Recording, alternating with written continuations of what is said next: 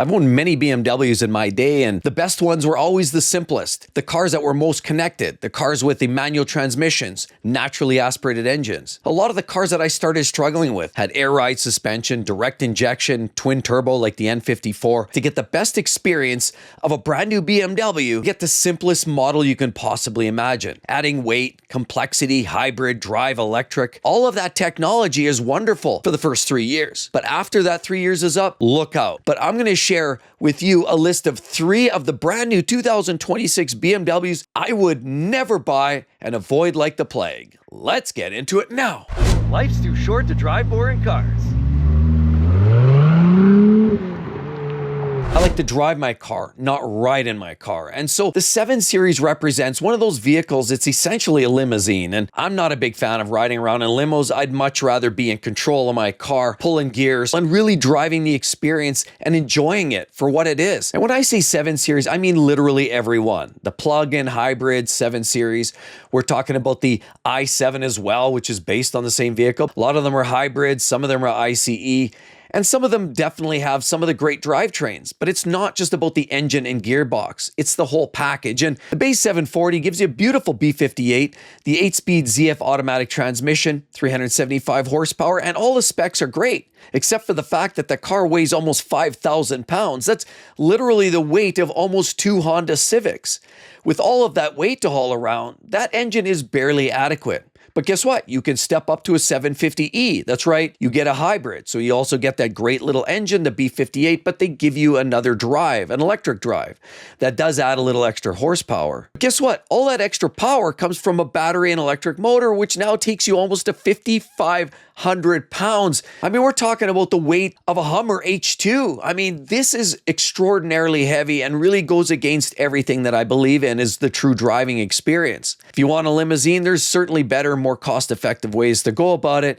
And remember, a lot of these cars, once warranty's gone, they're going to be extraordinarily expensive. But there's a top trim, a 760, which also features the twin-turbo 4.4-liter V8. And we know with the V8 BMWs, they've always struggled with durability. They're great fun, like the M550s. And of course, a lot of those vehicles, the M5s, have always traditionally had great performance, great punch, but a little light on durability. A lot of the 7 Series products are extraordinarily complex. Air ride suspension, a big issue. Software management updates with the hybrids. Charging inconsistencies. Window control glitches, as well as the seat massaging equipment. All are extra potential failures and add weight. iDrive systems, which coincidentally are probably some of the best in the industry, but they don't go necessarily without the odd lag or some issue or a reboot that sometimes has to bring them back to life. The durability of modern BMWs has really come a long ways. It's actually a lot better than even Acuras and Hondas in many cases.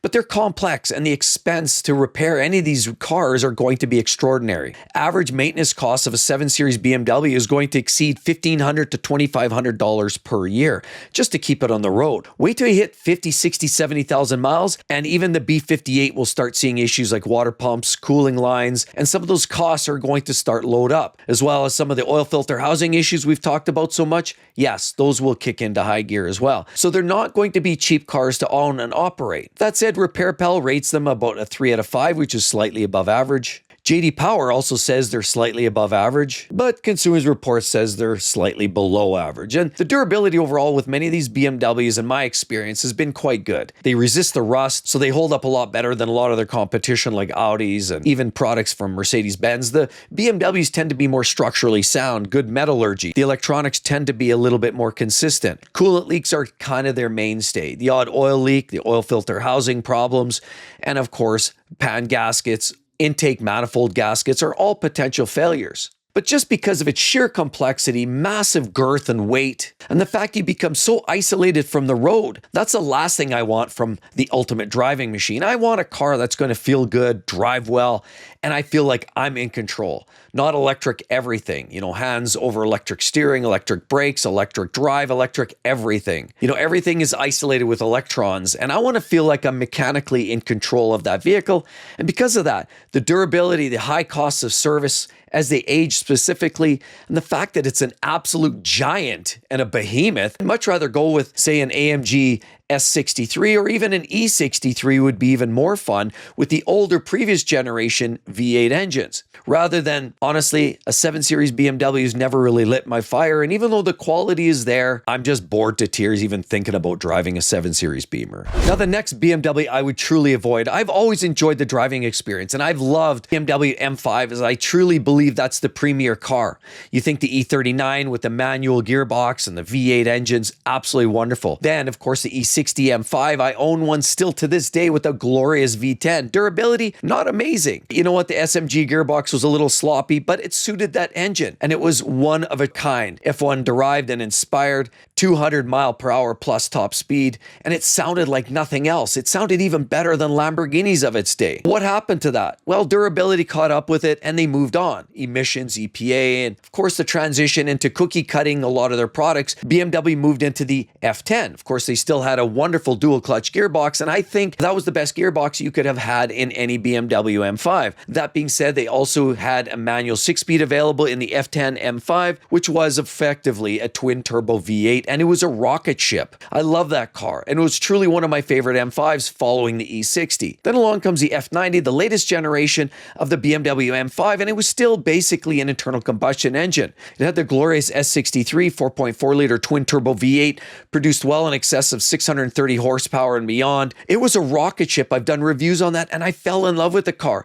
It had a switchable all-wheel drive system, so it was practical, but it was a rocket ship, and I think that was truly the best compromise between practicality and performance, but you still felt connected. Then, lo and behold, we have the current generation M5. I want nothing to do with it. It takes every bit of driving out of the equation. It's fast as sin. Yes, it's like getting on board a stealth fighter. You take off and that thrust is absolutely immense. It'll absolutely dominate over the outgoing F90 M5. It'll destroy any M5 before it. But you know what? You're going along for the ride. You're not driving it. And from my experience and the drives I've done in that car, it really becomes very disconnected.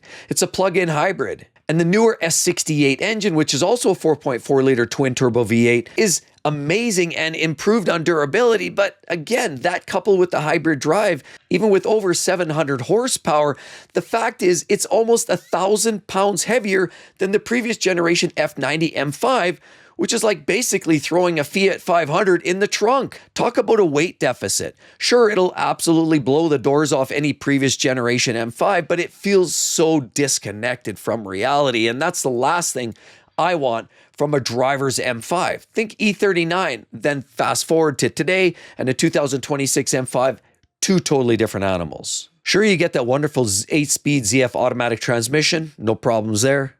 And you do get EV-only mode, which does give you a level of flexibility of short trips.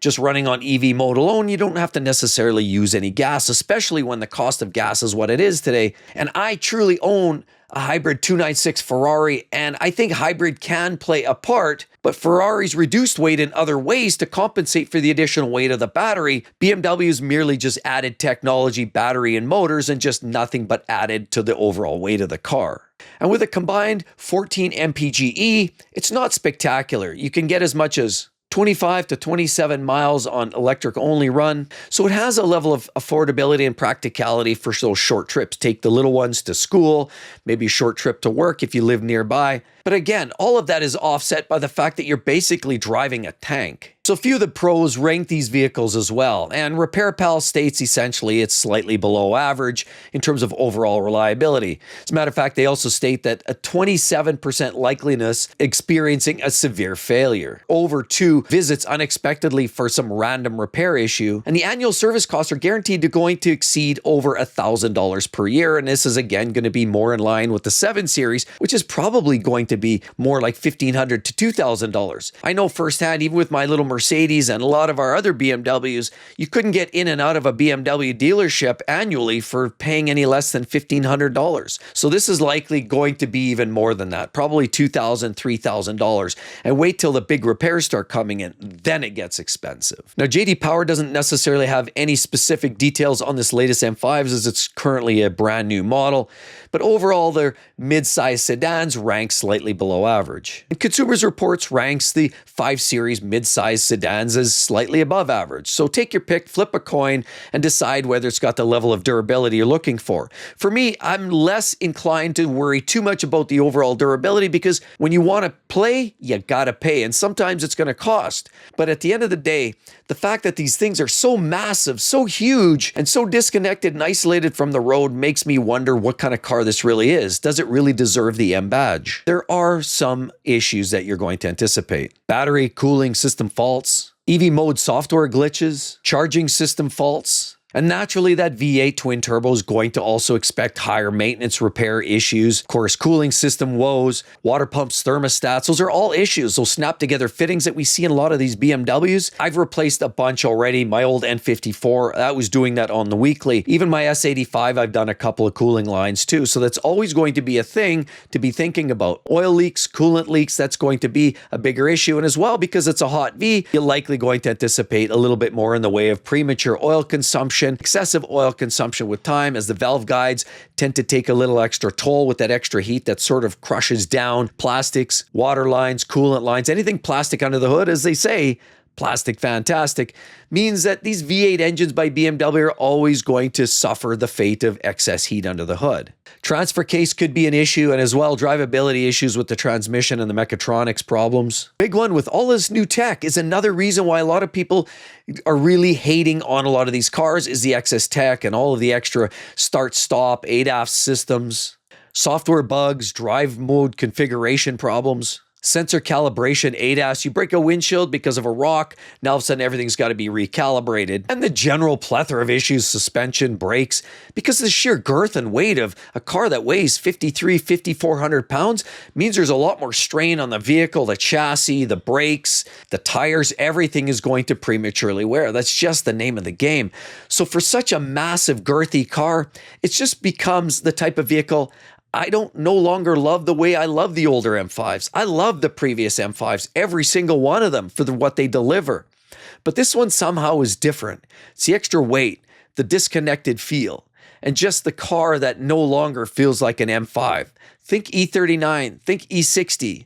This is not the same car. I've got a buddy who's got an E39, and I've driven that car a few times, and it's a charming car. It's also from a time when the brand seemed to really have it together with quality. Even the 540 wasn't truly M, but it had a better torque band. It was a fun car to drive. But then the E60, some love the manual gearbox. I love the SMG, but the SMG does come with pump problems, of course, the clutches, and things do tend to wear out a little faster. Suffice it to say, an M car is never cheap to own, but how much disconnected can we actually get from the feel of the car? I've always enjoyed driving these cars, but this one here is just a little bit different for me. That takes us to number 3 of the BMW's 2026 models that I would avoid like the plague. I wouldn't be bothered. On top of just the fact that the whole plethora of I models, i3, i4, i7, all of that, you get it, right? Any of the electric vehicles, exclusively electric vehicles in the BMW lineup, I'm not necessarily the biggest fan of. That said, the ranges are solid. The reliability is better than actually a lot of their competition. So if you need to have an electric car, I'd say BMW is probably leading the charge for overall quality, durability, functionality, and consistency. One specific model I really just can't stand and I would never buy, and it's the iX. These come with a dual motor, all-wheel drive configuration, 3 different major drives. There's an xDrive 45, which gives you 100 kilowatt, xDrive 60, which is about 113.5 kilowatt hour, and an M70, which gives you about 112.8 kilowatt hour. The power ranges go from 402 to 536 to 650 horsepower. The range is even quite stout, with 312 miles in the base trim, 340 miles in the mid trim, and 300 miles in the M70. But the worst part is the heaviest version of these iXs weighs as much as 6,000 pounds. We're talking 2 brand new Honda Civics. That's right. You even need to worry about road bands. Well, maybe just kidding, but it's extraordinarily heavy and really a vehicle which goes against everything that I believe in. It was lightweight, fun, frivolous driving experience. This is nothing but a massive, fat, overweight, bloated hog. Now, JD Power rates these about 77 out of 100. It's pretty typical for BMW, nothing really earth-shattering. Consumers Reports ranked them as average. It's no better, it's no worse than some of the best models out there. Sure, you get good range and they're fast as sin, but it just goes against everything that I love about BMWs. Some of my favorite Beamers are the 2 Series, M240, M2s, Competitions, M3s. All of those cars are really what BMW was all about, the ultimate driving machine. That said, if you decide to proceed and buy one anyway, there are some things to be thinking about. Apple CarPlay glitches, iDrive system freezes, sometimes goes and does a reboot. Random screen blackouts. Uh-oh. The high voltage system shutdowns and failures and faults. Some of those public chargers aren't even recognized, so you can't even just plug it in anywhere. There are specific charging stations. As well as the standard onboard 12-volt battery, which is the smaller one. Of course, you got the big battery. The small battery has also been known weak batteries create random faults, problems, troubles, and sometimes you can't even run the vehicle. Quality quirks, squeaks, rattles have been common as well. Again, it's a new model, new platform, and it's just something you're going to deal with. Suspension issues, brakes, like we mentioned with any of these. What's the common theme? These overweight, over-girthy, fat vehicles that are adding extra strain. On vehicles back in the day, we never thought about. It was never an issue. A vehicle that weighed 2,800 pounds didn't impose a lot of strain on suspension parts like bushings and ball joints. But these newer vehicles that weigh as much as twice the typical weight, now you're putting weight that you would normally see on an F450 that's hauling around commercial goods. That weight of a vehicle is on a lightweight platform and realistically should never have fit on that type of vehicle. Not interested in the fatness, the weight, the disconnection from the overall driving experience. With that said, right there, some of the BMWs, the only BMWs I would actually buy today, you're going to want to check out that. Maybe you're looking for something different. Why are used BMWs so cheap? I'm going to answer that for you as well. This is part of the issue. Some of these costs once warranty runs out. Hope to see each and every one of you real soon, everybody. Talk to you then. Bye-bye.